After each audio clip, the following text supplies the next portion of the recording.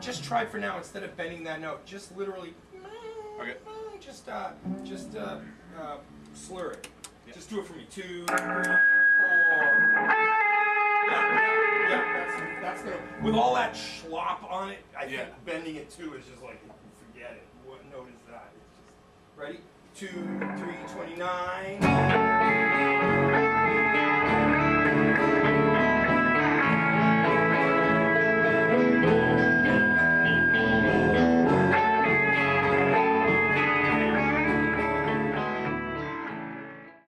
Northampton, I really enjoyed the size of the population here, and particularly because right down the street from my house is like the 11s, which is a club where rock bands play, like 3 different bands a night sometimes. So it's like this. It's just just go. There's a lot of people going out and playing, going out, and I know because I'm a professional musician. I know. Nobody's making a fat living on it. It's not because it's easy. It's because they love music. There's so many amateur musicians in this town.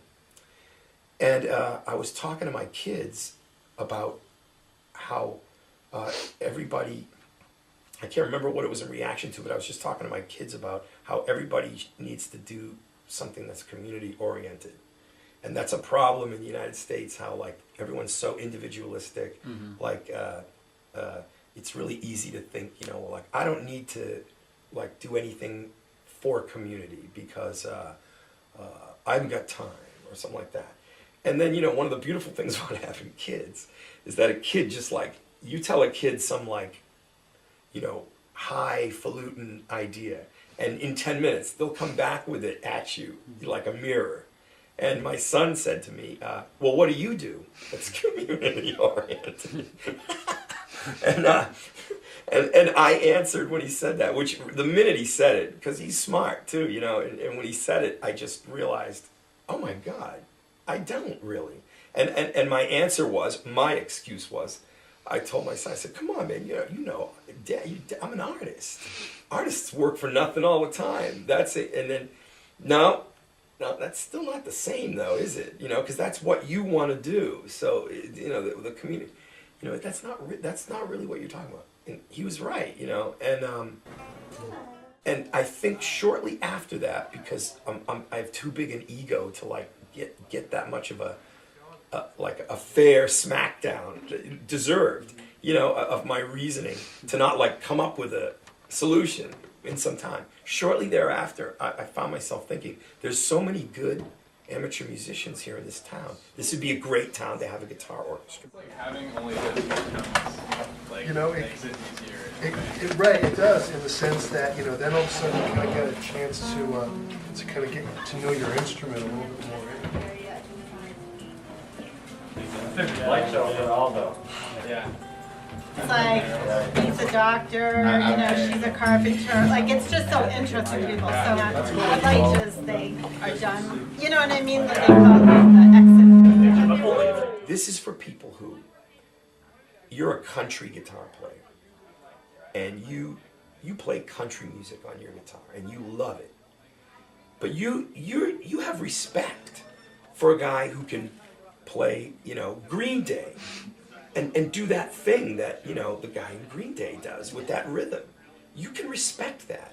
Or you're a guy who can play Ramones, and when you hear somebody play Bach on the guitar, you go, you know, damn, that's cool. Yeah. So that whatever that community, which didn't really exist that I knew of, I thought it's one of those things where you make a thing and then they cling to it.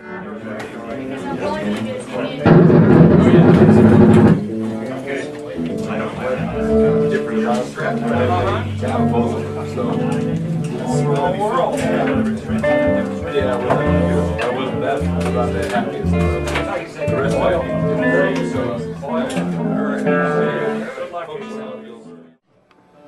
Okay, here we go.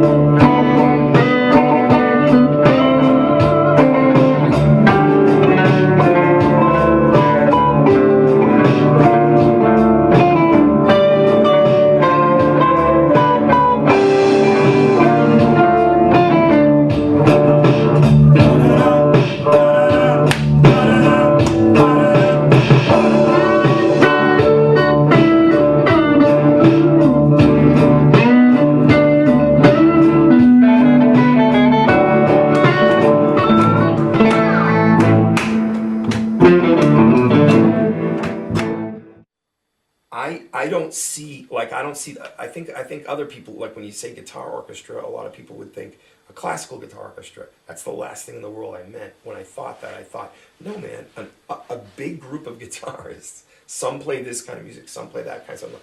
I don't care. But what we're going to do is we're going to get together and I am going to make this ensemble of people who play different guitars make some kind of sound. Mm-hmm. And so, yeah, so that's where the idea came from, because it seemed so likely to me that it would be possible to find good amateur people willing to put some time into it. We auditioned 90 people, we got 21, 25, I think, guitarists in the beginning, and I just did not know what I was doing. I knew, I have a lot of confidence, so I knew that if you put me in a room with a bunch of guitar players and, you know, they grant me some kind of authority to do what I say, we'll make some sound. We'll do something, you know, because I know how to talk to, you know, I know how to talk physical guitar. Just put your hand here and do this, which is the way rock and roll people learn.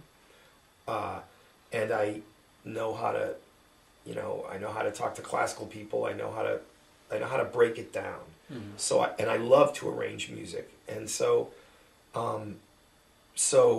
I didn't know what I was doing, and in this response to doing something community oriented, I thought, well, I have to do something fun, because since I'm an artist and I can do what I want here, I can do what I want to, then I should do something where, like, I'll give people a lot of my time, but it will be something that's interesting to me, you know?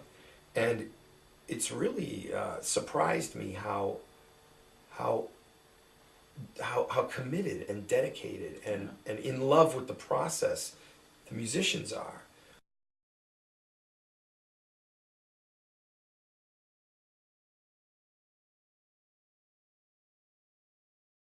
So I'm playing Bach now. I am playing Bach right now.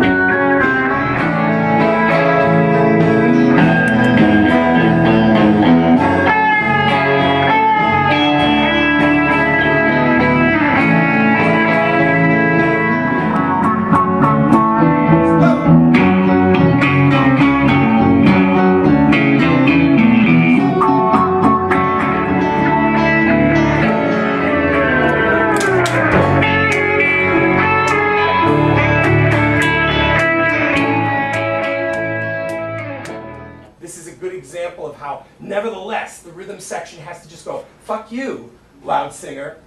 I know what makes this thing rock. You're going to go back to bar, what is it, 9? Yeah, back to bar 9. I know that's weird, but you can do it tonight so we can hear it, and then I will write it up. So are we playing 28 or when we get to 28? Good question, Aldo. Let me make sure I know what the answer is. After 28, yeah, you play 28.